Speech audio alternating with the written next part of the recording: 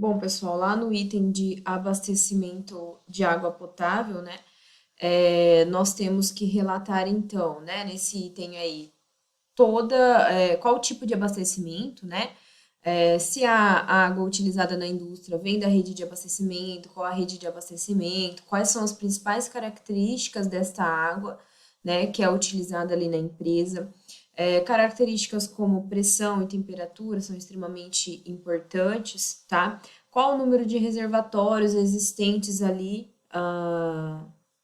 dentro da indústria, né? Quais os tipos de reservatórios, se são caixas d'água, né? Outro tipo de reservatório, qual o material do reservatório, né? A capacidade de cada um deles, né? Todos os detalhes sobre a lavagem desses reservatórios, né? Sabemos que tem que ser feita a higienização desses reservatórios de água, né? Recomenda-se fazer a higienização, né? A legislação da Anvisa recomenda fazer a higienização a cada 6 meses, né? Como medida preventiva, ou a qualquer sinal de sujidade, de contaminações e tudo mais, né? Mas a empresa pode sim estabelecer uma periodicidade que ela quiser, né? Obviamente, dentro desse período de 6 meses, então ela pode estabelecer a higienização a cada 2 meses, a cada 3 meses e tudo mais, né? Isso vai depender da empresa, dos tipos de reservatórios, quantidades e tudo mais, né? Nesse item também tem que estar descrito, né, gente, o tipo e a periodicidade do controle de potabilidade da água. Então, claro, a água vem lá da minha rede de abastecimento, mas a indústria também é responsável por fazer esse controle, então devem ser feitas análises na água que está sendo utilizada para o processamento, né? E aqui nesse item tem que estar descrito qual tipo de análise que é feita, né? E qual é a periodicidade. Então, são feitas análises semestrais, semanais, mensais e tudo mais. E também nesse item é importante indicar o uso de água não potável, né? A indústria pode utilizar água não potável? Pode, né? Claro, nós vimos lá nas nossas aulas anteriores que nós utilizamos água para tudo dentro da empresa, né? Seja para lavagem de equipamentos, lavagem de mãos, para como ingrediente, né? Dos próprios produtos, né? Mas nós podemos ter a utilização de água não potável para fins que não entrarão em contato com os alimentos. Né? Por exemplo, eu posso utilizar água não potável para higienizar os pavimentos, as calçadas, né? Toda a parte externa da área de manipulação, né? Onde eu não vou promover nenhum risco de contaminação, né? E sempre, se houver o uso de água não potável dentro da indústria, eu tenho que indicar, né, qual que é a finalidade dessa água. Bom, gente, com relação, então,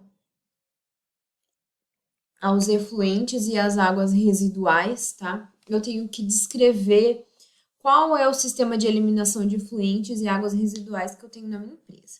Como a gente falou, a água é utilizada, gente, para diversos fins dentro da indústria, né?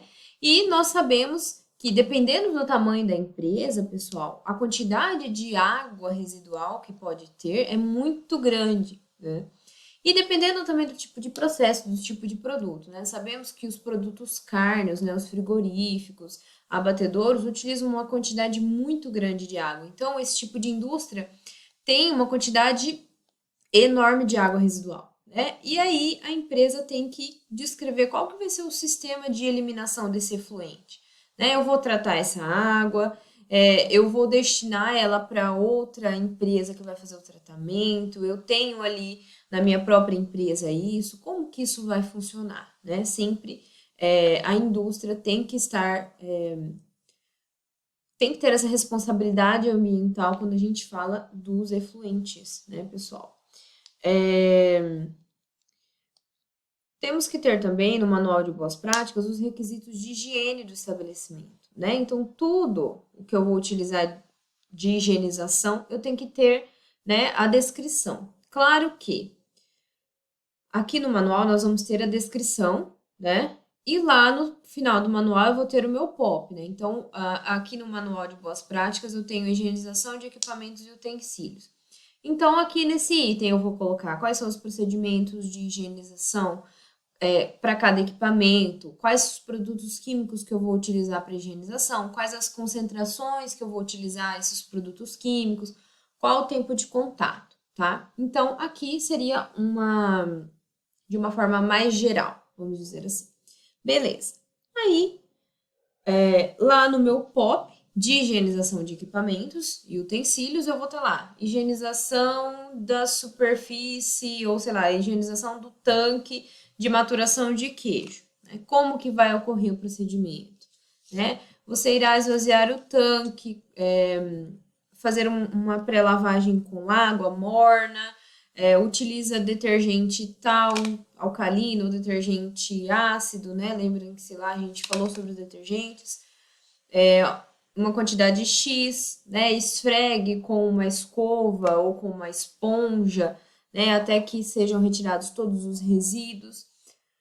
Depois enxague, aplique o sanitizante numa concentração de 10%, deixe agindo na superfície por 15 minutos, depois enxague novamente, tá? Isso aí, né, aquela receita de bolo que a gente falou, né? O passo a passo tem que estar todo descrito lá no meu POP, né? No meu POP de higienização de equipamentos e utensílios. Quando a gente fala, pessoal, de higiene, né? A gente já falou muito sobre isso, né? Sobre os requisitos de higiene. Mas os requisitos de higiene, eles têm que estar em todos os lugares, né? Eles têm que, temos que ter um passo a passo muito claro, né? Porque qualquer etapa de higiene que o funcionário acabe pulando pode ser crucial, né? Pode ser uma via de contaminação, né? Se o funcionário utiliza ali produtos químicos para higienização, não enxágua direito a superfície, eu posso ter uma contaminação química, né? Se o manipulador não higieniza corretamente ali, né, a superfície, eu posso ter resíduos de alimentos ali que vão proporcionar uma contaminação biológica, né? Então, isso é complicado, né? Temos que, ao máximo, ter, né, tudo o mais explicado possível, o mais explicativo possível, né? Os funcionários têm que ser treinados e tudo mais, né? Aqui nesse item de estabelecimento de higiene do estabelecimento, nós também temos que ter os requisitos de higiene ambiental, né? Todos os procedimentos que eu vou utilizar para higienizar o ambiente, piso, parede, teto, janela, forro, né? Quais são os produtos que eu vou utilizar para fazer essa higienização também, quais os utensílios, né? E a frequência que eu vou realizar essa higienização, né? Eu vou higienizar piso, parede e teto a cada semana. O piso tem que ser higienizado diariamente, tá? Mas a parede, teto, portas e janelas, vamos higienizar a cada semana, no final de semana, no sábado, enfim. Tudo isso tem que estar descrito, né, no nosso manual, ok? Tem que também, nesse item, gente, descrever o processo de manejo e remoção do lixo, né? Como que o lixo vai ser retirado da área de manipulação, né? De forma mais higiênica possível, né? Para que esse lixo não cause uma contaminação ali naquele ambiente, né? Sabemos que o lixo ele não deve ser transportado por vias, né? Que ele pode entrar em contato com os alimentos, né? Então, tem que ser feita essa retirada de uma forma estratégica, né, para evitar contaminações, né? Tem que estar descrita qual a frequência que o lixo será retirado, né, da área de produção. Claro que isso vai depender, né, pessoal? A frequência vai depender da quantidade de resíduo que eu vou ter, do tipo de produto que eu estou fazendo e tudo mais. Mas, basicamente, existe ali um padrão, né, diariamente, com base já em tudo o que é feito ali na indústria, né, os próprios funcionários já vão saber, o lixo tem que ser retirado pelo menos 4 vezes ao dia, porque senão transborda, né? Tem que ter aquele cuidado com as tampas, sempre deixar o lixo tampado, ele não pode transbordar, né? Não pode deixar, a tampa não pode ficar entreaberta, tem que ficar bem tampado. Então, tem que retirar o lixo a cada 2 horas, ou tem que retirar o lixo a cada 3 horas, enfim, né?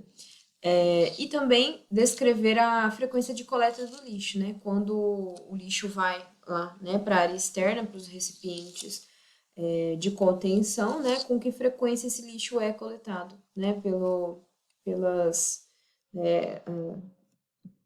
pela empresa que é responsável, pela prefeitura, enfim. Né. Nos requisitos de higiene do estabelecimento, também é importante, gente, estabelecer, né, descrever aqui os treinamentos dos manipuladores, né, a frequência de treinamento, quais são os assuntos abordados ali, né, no treinamento desses manipuladores, tá? É importante estabelecer os requisitos de higiene pessoal, gente. Falamos muito de higiene, né? Sabemos hoje quais são os principais requisitos, né, de higiene pessoal que o manipulador deve ter, né? Mas eu tenho que descrever ele no meu manual. Qual é a periodicidade de realização de exames, né? O funcionário vai realizar um exame admissional, então no momento que ele vai entrar na empresa, ele vai realizar um exame, e depois, periodicamente, a cada ano ou a cada 2 anos, isso aí, né, estabelecido por cada empresa, né? E também, nesse item, né, temos que colocar todas as orientações que são fornecidas a esses funcionários, né, sobre a higiene pessoal, né, sobre os cabelos, né, quais os cuidados que eles têm que ter com cabelos, com unhas, com os hábitos pessoais, né, pessoal, não falar, não espirrar, não tossir em cima dos alimentos, não cantar, né, tudo isso, né, tem que estar descrito aqui no manual, né, com relação também à utilização de uniformes, a obrigatoriedade da utilização, a importância disso, né, tudo isso tem que estar descrito no nosso manual também. Tá? Os procedimentos de higienização das mãos, a frequência que a higienização é realizada, a técnica que é realizada, e no caso, né, de utilização de luvas, né, quais são os cuidados necessários com a utilização de luvas, tá? Porque como a gente já falou, gente, as luvas, né, em muitos casos, pode ser um problema por conta do tipo de trabalho que está sendo manipulado, né?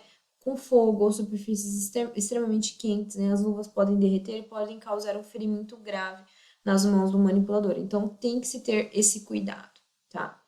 Também, aqui nesse item, pessoal, é preciso estabelecer, descrever, né, toda a obrigatoriedade do uso de uniforme e acessórios, né? Qual que é o tipo de uniforme que o meu funcionário utiliza, né? Existem cores específicas para cada área de operação? Se existem, eu vou especificar as cores estabelecidas para cada área, né? A área de produção é branco, o armazenamento é azul, enfim, né? Eu tenho que especificar caso ocorra essa diferença, né?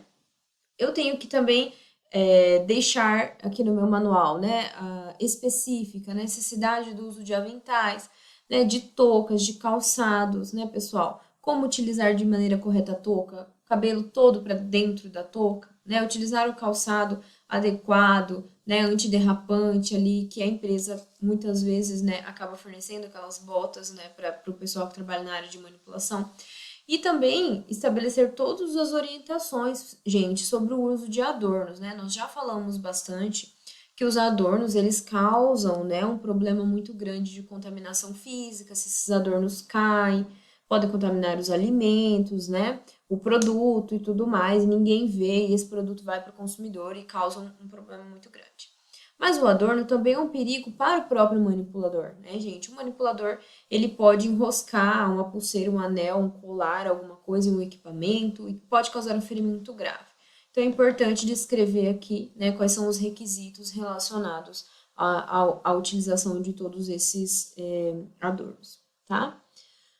Bom, e no item de produção, né, pessoal? Vamos começar agora a falar mais especificamente ali para a área de produção, né? No item de produção primária, nós temos que colocar todos os requisitos relacionados ao manejo da produção, higienização de equipamentos, instalações, de pessoal, né? Tanto a parte lá de armazenamento e transporte da matéria-prima, então tudo o que é importante, né? Para todas essas etapas eu tenho que descrever aqui nesse item do manual.